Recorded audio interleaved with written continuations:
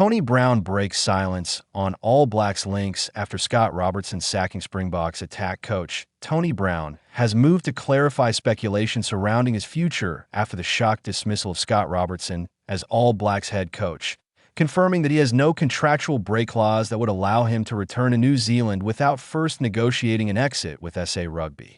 The 51-year-old was speaking publicly for the first time since Robertson was relieved of his duties midway through a four-year contract, a decision that has sent ripples through the international rugby landscape and reignited questions about the direction of New Zealand Rugby, NZR, less than 2 years out from the 2027 Rugby World Cup in Australia.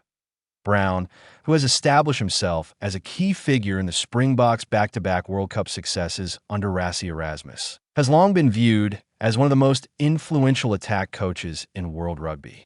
His past working relationships with Robertson and Jamie Joseph have only intensified speculation that he could be part of any potential All Blacks rebuild. However, Brown has made it clear that such a move would be far from straightforward. No escape clause, no easy exit in recent days. Rumors had suggested that Brown might have an out clause in a Springboks contract that could be activated should NZR come calling. Those suggestions have now been firmly dismissed. "I'm obviously contracted. I don't have an out of my contract, so I'm back in South Africa until the Rugby World Cup," Brown told the Post. "It is a statement that significantly cools the speculation. At least in the short term, Brown's current deal ties him to SA Rugby through to the next World Cup cycle, meaning any attempt by New Zealand Rugby to bring him home would require formal negotiations between the two unions, and almost certainly a substantial compensation fee. Even then, there's no guarantee Brown would want to leave a valued figure in a champion environment since joining the Springboks coaching setup. Brown has become an integral part of one of the most successful eras in South African rugby history, working alongside Erasmus and head coach Jacques Nienaber. And now, within the post-2023 structure, Brown has helped evolve the Springboks attacking framework to complement their traditionally dominant forward-oriented game. While South Africa are often characterized by their physicality and set-piece excellence, Brown's influence has been evident in the way the Boks have improved their decision-making shape and adaptability in attack, particularly against Tier 1 opposition. That contribution has not gone unnoticed. Brown is widely respected within the Springboks environment, not only for his technical acumen, but also for his calm demeanor and ability to connect with players across cultures and playing styles. In a squad that blends hardened veterans with emerging stars, his role has been critical. Walking away from that environment, especially with the chance to chase a historic third consecutive World Cup, would not be a decision taken lightly. NZR would need more than money, while compensation would be one hurdle. Brown himself would still need convincing. Asked whether he had been approached by New Zealand Rugby following Robertson's departure, Brown was unequivocal. "Everything's just speculation. I'm not even sure what New Zealand Rugby's plans are. No one's really heard anything." That lack of clarity from NZR is telling. Present, New Zealand Rugby finds itself in an unusual state of flux. Scott Robertson's removal has left the organization without a confirmed head coach, while the recent departure of Chief Executive Mark Robinson has further destabilized the leadership structure. The absence of a permanent high-performance manager only adds to the uncertainty. For potential candidates and assistants like Brown, the situation may appear unsettled.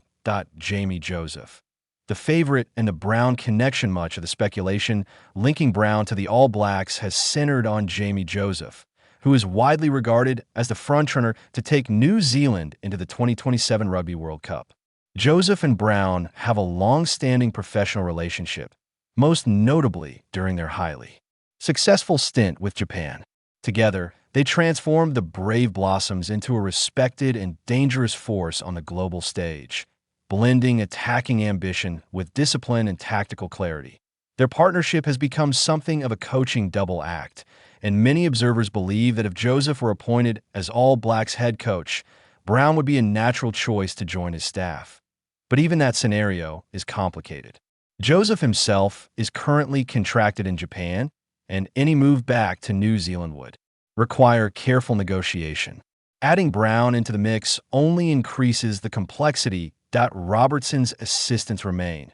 For now, in the immediate aftermath of Scott Robertson's sacking, none of his assistant coaches were dismissed. That decision suggests NZR is taking a measured approach rather than initiating a wholesale clear-out. However, history suggests that any incoming head coach will want the freedom to shape their own coaching group. Continuity has its benefits, but elite coaches often prefer to work with trusted colleagues who align closely with their philosophy. That reality has inevitably placed Robertson's former collaborators and coaches like Brown with close professional ties under the spotlight.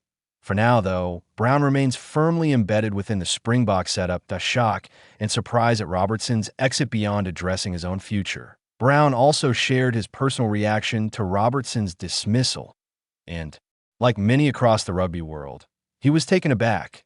"I'm very surprised. I didn't think they would do that, especially with no one waiting to take over." Brown said that Robertson's credentials make the decision even more startling.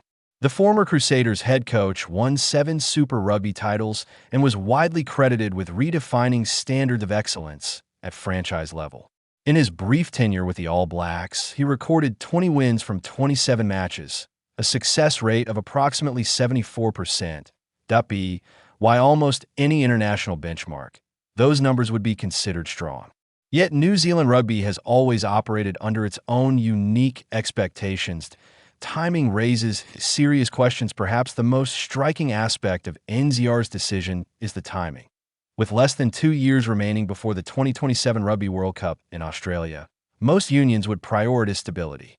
Coaching transitions at this stage of a World Cup cycle are rare and often risky.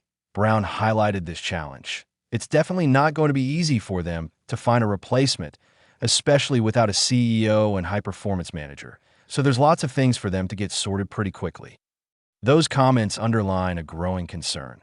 NZR is attempting to make one of the most consequential decisions in world rugby, while key governance structures remain incomplete. That reaction inside the Springboks camp. Brown revealed that Robertson's dismissal has been a major talking point within the Springboks coaching group, underscoring just how unexpected the move was. All the Springboks coaches have been chatting on chat groups and things like that, so everyone's pretty surprised and amazed at what's been happening. That reaction speaks volumes.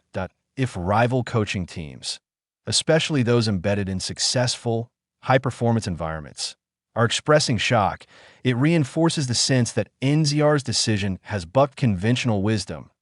The wider implications for New Zealand Rugby. Robertson's sacking has forced New Zealand Rugby into an uncomfortable spotlight. For years, NZR has prided itself on strategic clarity, succession planning, and a deep understanding of high-performance culture.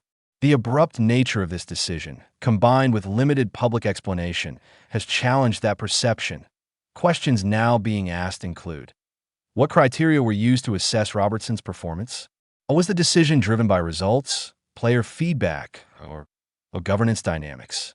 Does NZR have a clear long-term vision, or is it reacting to short-term pressures? Until those questions are answered, uncertainty will continue to surround not only the All Blacks coaching role, but the organization as a whole. Tony Brown's calculated calm amid the noise. Brown has remained measured and pragmatic. He has not ruled out future opportunities, nor has he expressed dissatisfaction with his current role. Instead, he has emphasized contractual realities and professional focus, hallmarks of a coach who understands the importance of timing and context. At this stage, Brown appears content to continue his work with the Springboks, contributing to a system that values continuity, clarity, and trust. Ironically, those very qualities are what New Zealand Rugby is now seeking to rediscover. A long road ahead for NZRA's speculation continues. One thing is clear: finding the right successor to Scott Robertson will not be easy.